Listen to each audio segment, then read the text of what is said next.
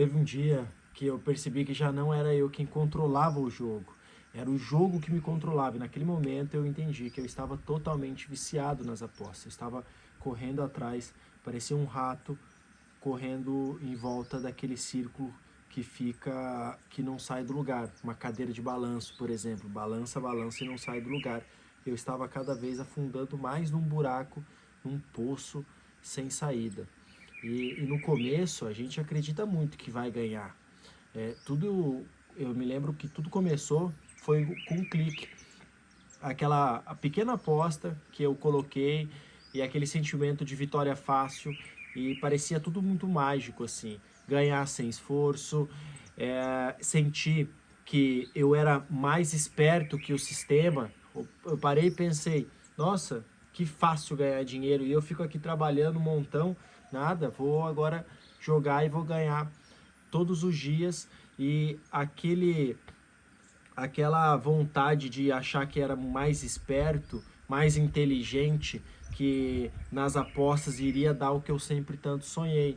E foi então que a dopamina, ela invadiu o meu cérebro como se dissesse assim, olha, você nasceu para isso. E eu acreditei, porque a dopamina faz você sempre sonhar com algo que você ainda não tem e faz você ir buscar isso. O problema é que aquele primeiro ganho não foi um presente, foi uma baita armadilha. E é isso que as casas de apostas fazem. Primeiro elas dão, porque elas entendem esse efeito dopamina que tem dentro de nós, o nosso cérebro faz com que a gente busque alguma coisa com instinto sobrevivência, que cada vez é melhor a gente ter, porque a gente almeja as coisas lá na frente e sonha com aquilo. Eu sonhava em ter um Porsche, eu sonhava em dar uma casa para o meu pai. Talvez você pense em várias maneiras que você sonha em ter e acreditou e colocou todas as fichas no jogo, nas apostas. E de repente eu já não jogava mais para ganhar. Quando eu comecei a perder, eu sempre ficava buscando a próxima vitória. Eu jogava para sentir que a próxima vez que eu apostasse eu ia ganhar. E às vezes, muitas vezes, o ganhar não era só sobre o lucro, entende? Era sobre prazer. Perder não era uma derrota, era sempre um motivo para jogar de novo. O meu corpo, ele começou a viver esses dois extremos. Era euforia da dopamina e o peso do cortisol, aquele hormônio que é do estresse, que era como se se eu estivesse numa montanha russa sem fim, como eu falei no começo, um rato de laboratório correndo atrás daquele círculo. Então, ela era subir esperança e, ao mesmo tempo, parecia que despencava aquele desespero. E a cada queda eu mentia mais ainda. Era só mais uma vez, dessa vez vai. Caía um dinheiro na conta, colocava tudo no jogo, acreditando que ia tirar e compensar todas as minhas percas, que ali ia estar a minha próxima vitória, o meu grande triunfo. Era a frase que eu sempre falava e acabou com a minha vida. E eu vejo que às vezes você está passando por isso também. Então, não ignore esses sinais. Eu comecei a me enganar muito, eu transferia muitos valores altos escondidos, ficava horas no celular durante a madrugada para minha mulher não ver, para o meu filho não estar perto também, eu jogando. As mentiras, elas começam sempre pequenas, sabe? A gente acha que são sempre justificáveis, mas no final é mentira. E você precisa entender isso. Enquanto isso, eu já não estava mais presente de verdade na pessoa que mais eu amava, para minha família, para o meu filho. Ele olhava para mim, vamos brincar, e eu até brincava fisicamente, mas a minha mente, ela estava em outra tela. Era Esse foi um dos sinais que me fez enxergar, foi um dos sinais que mais doeu em mim, ver que a ausência que eu tive do meu pai na minha infância eu vi que estava acontecendo isso, e eu estava repetindo esse problema com o meu filho. Eu estava virando sombra daquilo que eu sempre prometi não ser. Porém, um dia a ficha caiu, quando eu estava muito no buraco e eu tinha perdido mais do que dinheiro. Eu perdi paz, eu tinha perdido relacionamentos com amigos, eu perdi relacionamentos no profissional, eu perdi a mim mesmo. E eu olhei no espelho e eu não me via mais. Era um cara totalmente estranho que mentia, que era mau caráter, que enrolava os outros para conseguir dinheiro, achando que ia resolver todos os meus problemas, a dívida aumentando. E foi ali que eu comecei a entender que não era mais o Gabriel, aquele cara com bom caráter, que sonhava, que acreditava, que trabalhava muito, que acordava cedo, que montava empresas, que queria sempre almejando e buscando o esforço, a dedicação, a disciplina. Eu virei um escravo, escravo da tela. Depois eu comecei a estudar muito, eu me formei em psicanálise, eu fiz muitos cursos, fiz mentorias, fiz imersões, entrei na faculdade de psicologia, eu percebi. E Adler foi um dos caras que eu estudei muito. E ele dizia que todo comportamento nosso tem uma meta oculta. E eu comecei a olhar para mim. E a minha meta era fugir da dor.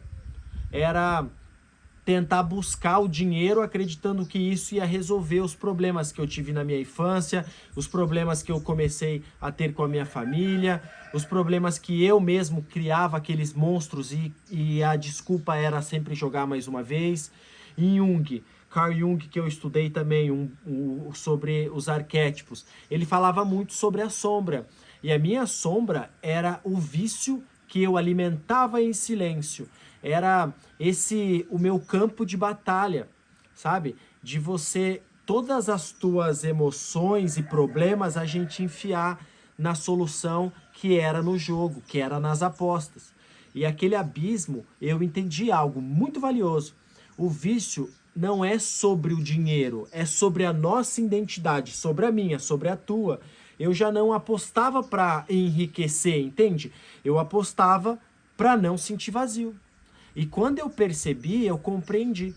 Parar de jogar não é o suficiente, não foi suficiente para mim apenas parar de jogar. Porque às vezes a gente conversa com as pessoas e elas falam, você tem que parar, só para de jogar. E eu sentia muita tristeza das pessoas falar isso para mim, porque a gente não tem noção do que está por trás de tudo isso, e por que a gente joga, por que a gente sabe que dói, a gente sabe que está mentindo para todas as pessoas, perdendo a identidade, mas a gente continua. Então, acaba, depois de uma bola de neve, não é apenas só o dinheiro. A gente perde a liberdade e precisa entender isso. Você precisa entender, como eu entendi, que liberdade verdadeiramente é a gente não só parar, é reencontrar o nosso propósito. Foi quando eu comecei a me reconectar com Deus. E naquele momento eu entendi que só a fé e a verdade poderia devolver aquilo que o jogo roubou. O sentido para mim viver. Isso é incrível quando a gente encontra isso. E se você chegou até aqui, eu preciso te dizer uma coisa. O vício, ele não vai roubar o teu dinheiro, ele vai roubar seu tempo, a sua saúde, os olhos de quem vai te tirar do foco das pessoas que você mais ama. O vício, ele vai acabar com a sua vida igual uma cadeira de balanço. Faz você balançar, balançar, mas não sai do lugar. Você vai afundando ainda mais. Você precisa entender que ele vai destruir a sua vida aos poucos e você vai ficar insistindo nisso, acreditando que ali está a tua salvação. Se você sente que está preso nesse ciclo, saiba de uma coisa, existe uma saída. Eu saí, sou prova viva disso, porque eu encontrei um propósito.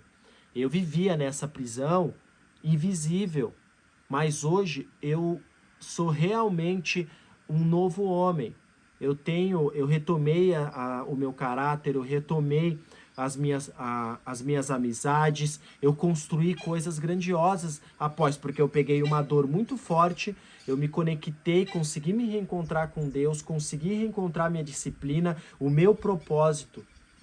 E agora, a pergunta que eu quero fazer para você é se você vai continuar refém desses sonhos invisíveis, a busca pelo dinheiro para resolver os seus problemas, ou vai você escolher ser dono da sua própria vida de novo, olhar no espelho e encontrar a sua identidade. Essa é uma mensagem, e se ela fez sentido para você, se inscreve no canal, compartilha esse vídeo e me chama no direct,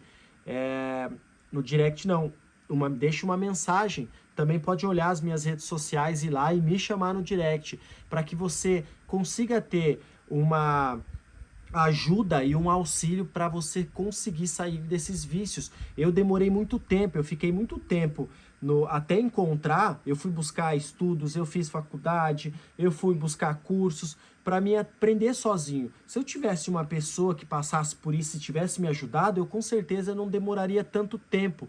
Eu conseguiria resolver esses problemas muito antes, porque tem métodos, e quando a gente tem métodos, a gente não bate cabeça e erra e depois acerta, a gente vai num caminho certo, concreto, que faz você se libertar.